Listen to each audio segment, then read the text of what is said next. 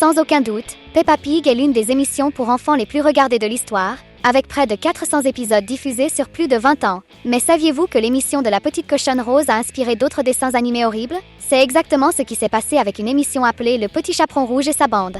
Copie bizarre. Le Petit Chaperon Rouge et sa bande est une copie mal exécutée de Peppa Pig, tentant de créer un personnage aussi charismatique que la petite cochonne la plus adorée du monde. Mais cela a échoué lamentablement. Le premier épisode a été diffusé en 2016 et a duré jusqu'en 2019, tandis que Peppa Pig date de 2004. Cette émission tente de recréer l'univers de Peppa et la relation entre la protagoniste et sa meilleure amie Suzy, mais à la place, il place le petit chaperon rouge avec Blanche-Neige. Bien qu'elles aient une relation, ces deux personnages ne parviennent pas à maintenir une relation saine car elles se disent toujours des vérités brutales l'une à l'autre. De plus, un autre personnage qui apparaît fréquemment est le grand méchant loup, qui, après avoir tenté de manger le petit chaperon rouge, devient son ami. Et comme si cela ne suffisait pas, il tente de manger le personnage principal à chaque occasion et crée des plans stratégiques pour satisfaire ce désir. Mais ce n'est que le début de la série d'événements bizarres dans cette copie effrontée de Peppa Pig. Alors maintenant, mettez vos bottes dorées et rejoignez-nous pour découvrir un peu plus de l'incroyable monde de Peppa.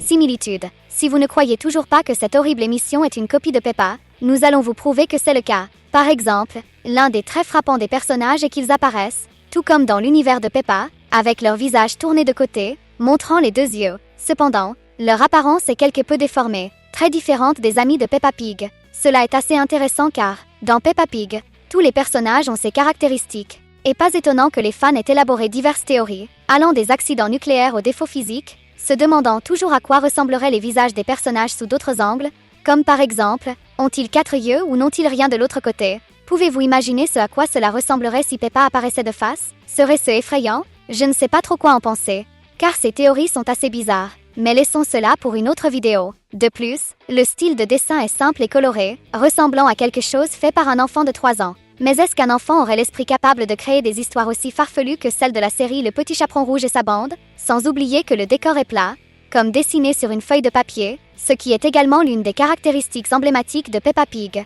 Et comme les personnages de l'univers de Peppa, les bouches dans ce dessin animé expriment les sentiments de tous ceux qui apparaissent à l'écran. Mais malgré toutes ces similitudes, les personnages de Le Petit Chaperon Rouge et sa bande ont des mouvements quelque peu chaotiques chaque fois qu'ils parlent, rendant difficile de suivre l'attention. Le créateur, croyez-le ou non, cette émission a été créée par une célèbre entreprise brésilienne connue pour faire les pires copies de l'histoire, appelée Vidéo Brincdo, pour leur chaîne YouTube. La série web comprend 25 épisodes, chacun durant moins de 3 minutes, racontant les aventures du Petit Chaperon Rouge alors qu'elle interagit avec d'autres histoires de Disney et son ancien ennemi devenu ami, le grand méchant loup, qui a même un cousin loup à 2 têtes qui apparaît dans certains épisodes. Tout cela est montré sur la chaîne Criança Intelligente, pour ceux qui veulent regarder ce dessin animé farfelu qui, bien qu'il semble enfantin, laisse tout enfant au moins traumatisé. Ce producteur est connu pour avoir créé des séries animées inspirées d'autres films d'animation de Disney, comme Cars, Ratatouille et Heavy Bears, qui sont distribués par la même société. Nous pouvons clairement remarquer son subtile inspiration, qui ressemble davantage à un simple travail de copie. Et si vous avez regardé l'une de ses œuvres d'art, commentez inspiration ci-dessous pour que nous le sachions.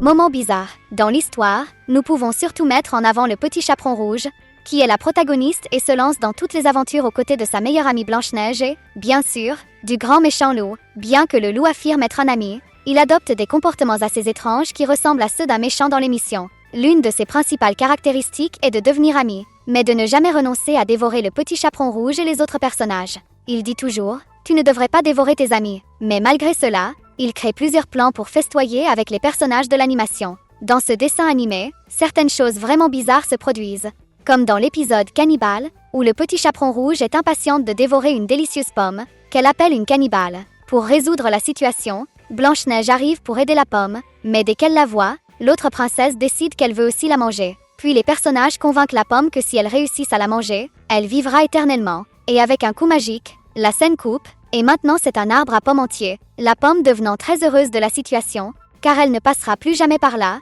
puisque personne ne consomme l'arbre, seulement les fruits, le cousin du grand méchant loup à 2 têtes, et les deux se battent constamment et souhaitent même se séparer. Mais le Petit Chaperon Rouge se demande comment cela serait possible sans détruire le corps, puis quelque chose de surprenant se produit. Fatigué d'entendre les arguments, le corps se sépare des têtes pour avoir la paix. Oui, vous avez bien entendu, et ce n'est même pas la moitié des moments bizarres dans cette émission, ce qui nous fait remettre en question la santé mentale des créateurs. Dans un autre épisode, un cochon est dévoré par le grand méchant loup, mais dans un autre, il se transforme en médecin et vient aider le loup, qui se sent malade parce qu'il a mangé un éléphant.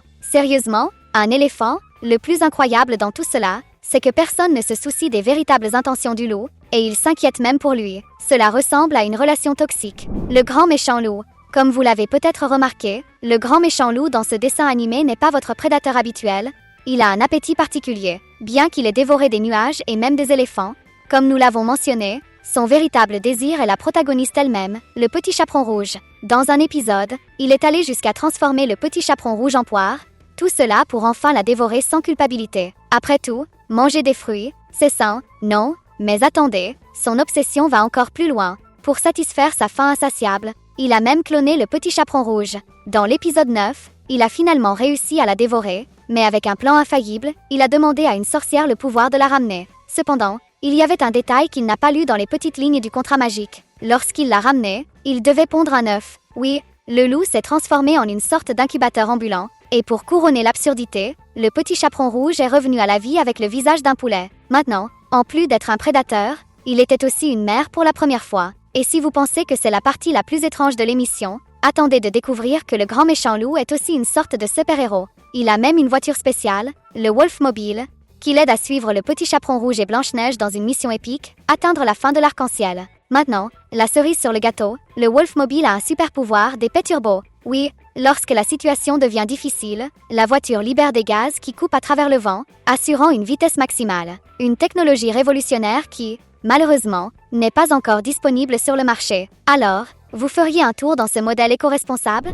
Cendrillon. Et si vous pensiez avoir tout vu dans cette émission, tenez-vous bien, installez-vous car voici une histoire. Dans le 3e épisode, Cendrillon est piégé dans son classique enchantement de sommeil profond, attendant, comme d'habitude, qu'un prince la réveille par un baiser magique. Tout semble suivre le script traditionnel du conte de fées, jusqu'à ce que les choses commencent à dérailler d'une manière inimaginable. Devinez qui obtient le pouvoir de réveiller la princesse? Oui, lui, le grand méchant loup. Mais, puisque rien ne se passe normalement dans cette émission, le réveil de Cendrillon ne se fait pas par un baiser romantique, il se fait par une bonne léchouille. C'est bien ça, au lieu de lèvres enchantées, la princesse reçoit une généreuse et humide léchouille de loup sur sa joue. Et pour rendre les choses encore plus gênantes, le loup décide de jouer le rôle et se déguise en prince parce que, bien sûr, avoir l'air noble pourrait aider à faire fonctionner le sortilège. Mais la bizarrerie ne s'arrête pas là. Lorsqu'elle se réveille, Cendrillon, dans un élan de gratitude ou de pure folie, décide de rendre l'appareil. Et comment fait-elle cela? En commençant à lécher le grand méchant loup en retour. Oui, vous avez bien lu, une scène tout droit sortie d'un cauchemar. C'est à ce moment-là que votre enfance part pour toujours.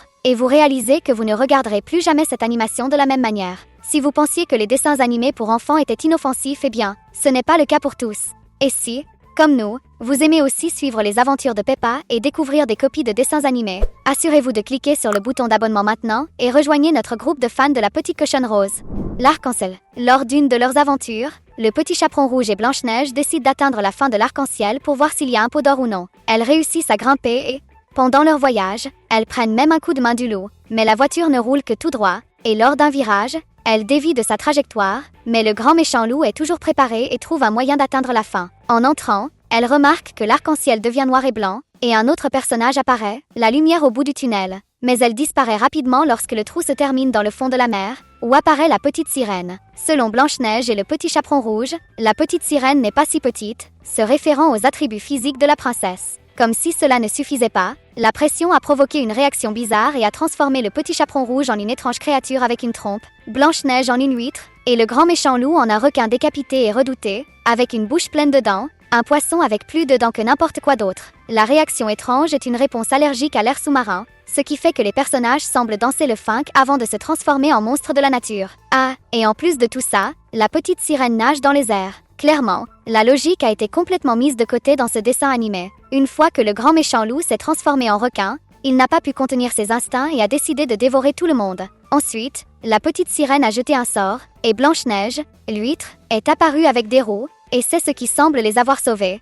Car dans l'épisode suivant, nous n'avons pas de continuation, Dieu merci. Pour clore le tout, dans le dernier épisode, les choses sont devenues encore plus confuses lorsque Blanche-Neige a disparu en cherchant les 7 nains, mais on lui a dit qu'il s'était transformé en arc-en-ciel. Après s'être baigné dans différents lacs, chacun des 7 nains s'est transformé en différentes couleurs, et lorsqu'ils se sont réunis, ils se sont magiquement transformés en un magnifique arc-en-ciel. Et voilà comment ce magnifique dessin animé s'est terminé avec une seule saison et des épisodes complètement faux, remplis de mystères. Cela a-t-il été fait intentionnellement pour que les fans puissent créer des théories du complot? En réalité, les créateurs de cette émission ont dû manger beaucoup de nourriture avariée pour inventer tous ces CDA.